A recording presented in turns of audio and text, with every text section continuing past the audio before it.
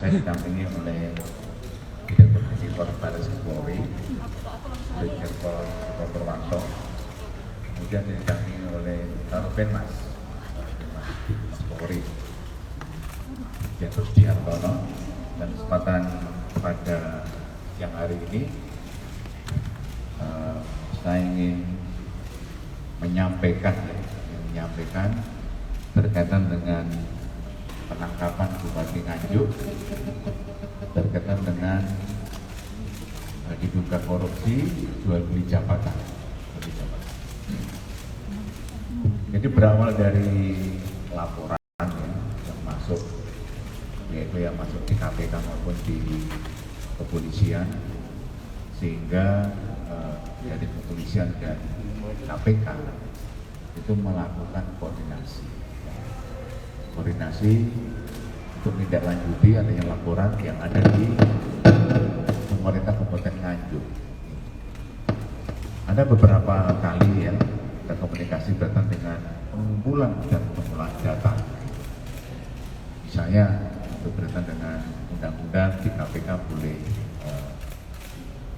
intercept ataupun menyadap. Ya, kita komunikasi dengan koordinasi dengan KPK misalnya. Kita saling memberikan informasi data yang ada, dan kemudian juga setelah kita olah data tersebut, dan kita bersama juga melakukan penangkapan ke Nganjuk. Jadi intinya bahwa koordinasi yang kita lakukan penyidik di Tipikor Baris Polri dan penyidik KPK ini ya empat kali kita saling koordinasi. Jadi untuk menganalisa ya, berkaitan dengan sasaran ya, daripada kegiatan Bupati Nganjuk. Terus kemudian juga sama-sama dari penyidik Tipikor, sama-sama juga dengan penyidik KPK ke Nganjuk, Jawa Timur, melakukan penangkapan. Awalnya kita melakukan penangkapan terhadap beberapa camat ya, beberapa camat, kemudian juga ada ajudan bupati tertangkap. Kemudian di hasil penangkapan bersama itu antara camat dengan bupati dengan ajudan, akhirnya setelah kita mendapatkan data, kita melakukan penangkapan terhadap Bupati Nganjuk. Jadi kita penangkapan dari bawah dulu, ya, karena informasi di bawah, kemudian meningkat ke atas ke Bupati Nganjuk. Dari penangkapan itu, ya, bahwa kita kemudian setelah penangkapan kita memeriksa beberapa saksi berkaitan dengan kasus tersebut. Ada 18 orang saksi yang sudah kita lakukan pemeriksaan. Kemudian juga di dalam penangkapan itu kita juga menyita uang yang diduga berkaitan dengan jual beli jabatan sebesar 647.000 juta, kita ulangi 647.900.000 ya, ribu. Itu kita sita dari rumah di Brankas Bupati Nganjuk. Kemudian kita juga menyita 8 handphone ya, yang kita lakukan. Dan selain itu juga ada buku tabungan yang kita sita, dan kemudian juga ada beberapa dokumen yang terkait yang berkaitan dengan jual beli jabatan. Kemudian yang bersangkutan ini untuk perannya ya, peran daripada para tersangka ini, yang pertama adalah Bupati Nganjuk dengan inisial NRH ini telah menerima hadiah atau janji terkait pengisian jabatan di lingkungan Pemkab Nganjuk Provinsi Jawa Timur. Dan yang kedua itu ada tersangka DR, ya, ini camat Pace ada tersangka ES, ini camat Tanjung Anop, dan juga ada HY, ini camat Brebek, dan kemudian BS ini camat Loceret, dan ada tersangka TBW ini mantan camat Sukomoro. Ini yang diduga telah memberi hadiah atau janji terkait pengisian jabatan di lingkungan Pemkab Nganjuk, Provinsi Jawa Timur. Kemudian yang ketujuh yaitu MUN. Ini adalah ajudan Bupati Nganjuk. Ya, ini yang bersangkutan kita lakukan tanggapan karena dia yang menerima, menyalurkan, jadi menerima dari para camat ini, kemudian dia yang mengumpulkan dan baru diberikan kepada Bupati Nganjuk. Jadi setelah dilakukan penangkapan, kemudian dibawa ke Polres Nganjuk, dilakukan pemeriksaan di sana. Pemeriksaan sementara ya di sana berkaitan dengan kegiatan tersebut.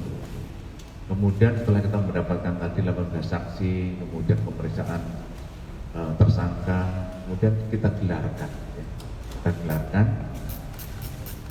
Dan daripada peserta gelar semuanya itu menyetujui bahwa kasus ini naik ke tingkat penyidikan, gitu ya, tingkat penyidikan.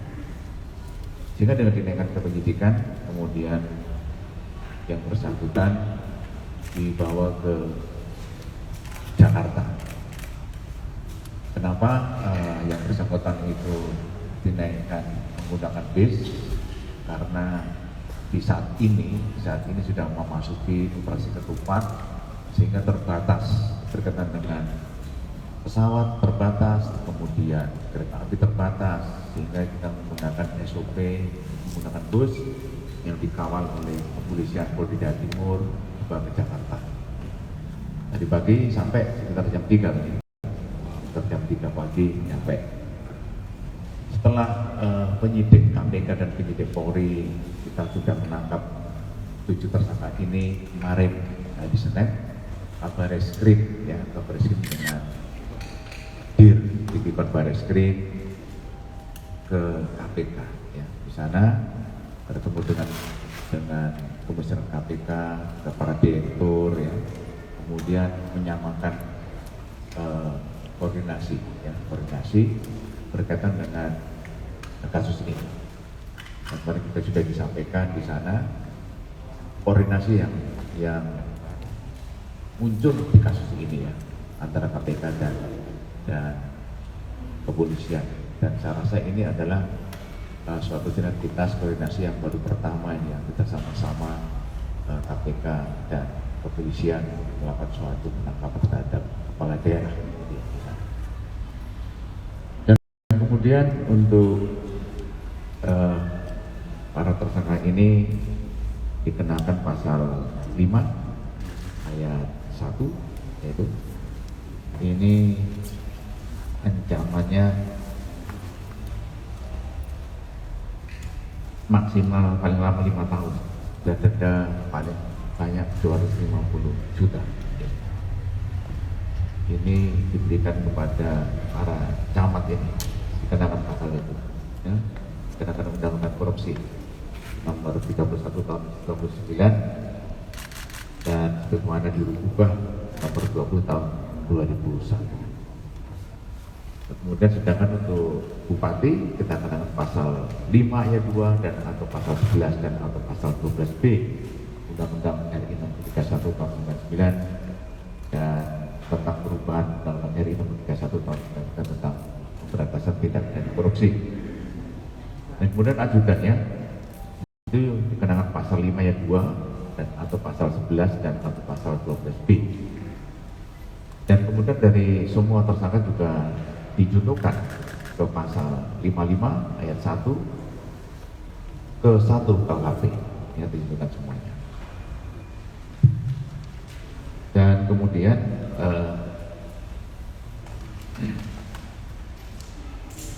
para tersangka ini mulai hari ini akan kita lakukan penahanan di Bareskrim Polri ya, Bareskrim Polri. Dan ini adalah bentuk koordinasi yang kita lakukan dengan KPK untuk pemberantasan tindak pidana korupsi yang kita lakukan saat ini. Jadi mungkin ada tambahan. Saya kira itu ya teman-teman yang bisa kami sampaikan. Ada yang tanyakan?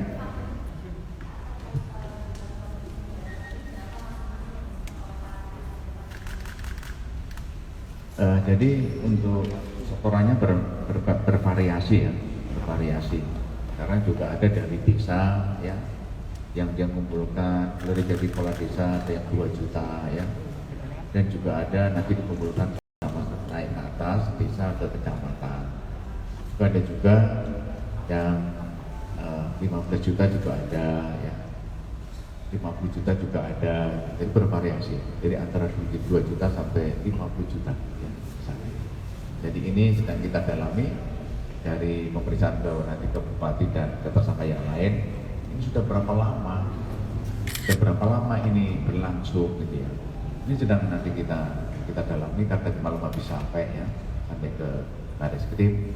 Ya kita kasih kesempatan kepada yang bersangkutan untuk tadi buka puasa ya, mungkin hak mereka ya di dalam suatu kegiatan ini, hak mereka apa kita berikan. Orang sehat beliau artinya sudah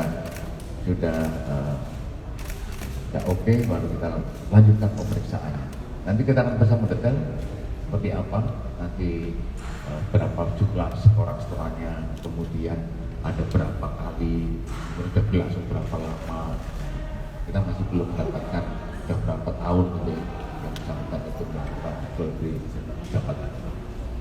Ada yang lain? Pak, terkait pendalaman tadi, apakah juga akan di dalam praktek seperti ini dilakukan di lingkungan partai seperti di pihak artinya jual beli jabatan di kamar bukan kamar dan kemudian yang kedua soal deputasi itu kan atas namanya bukan atas nama tersangka, itu atas nama siapa, apakah sudah dimiliki?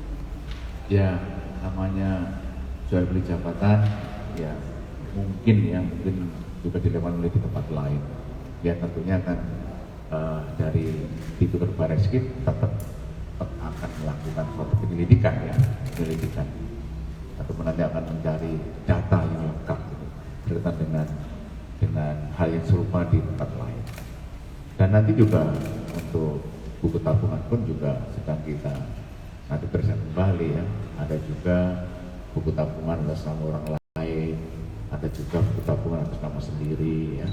Ini nanti masih kita cek, ada juga yang mempunyai lebih dari 1 tabungan ya. Ini masih kita cek nanti ke ratusan ya. Ada yang lain? Udah ya? Apa Mbak? Mungkin berapa total sudah dikumpulkan dari praktik ini, terus sudah adakah pemeriksaan mungkin kemana uang ini mengalir, apakah ada mengalir ke politik gimana? Ya, jadi intinya bahwa tadi pagi baru sampai ya, tadi pagi nanti ya, pasti akan kita perdalam, akan kita tanyakan secara mendetail, misalnya terima uang diberikan apa, uang dikirim kemana, atau uang dibuat apa gitu ya. Jadi nanti kita tunggu nanti dari penyidik Direktur Baris-Krim untuk melakukan. Oke, apa Mbak? Saat ini apakah sudah ada informasi mengenai apakah menyeret petinggi partai, Pak? Sampai sekarang kita belum mendapatkan ya, ya tentunya kan tadi saya sampaikan mungkin sama dengan pertanyaan yang lain nanti pasti akan kita dalami ya oleh penyidik di Direktur Baris-Krim. Tadi misalnya apakah ada yang nyuruh dan apakah nanti uang dikumpulkan nanti untuk apa dan sebagainya ya, itu masih nanti akan perkembangan akan kami sampaikan kembali. Tapi itu aja ya teman-teman ya yang bisa kami sampaikan untuk kegiatan konfes penangkapan Bukti Nganjuk.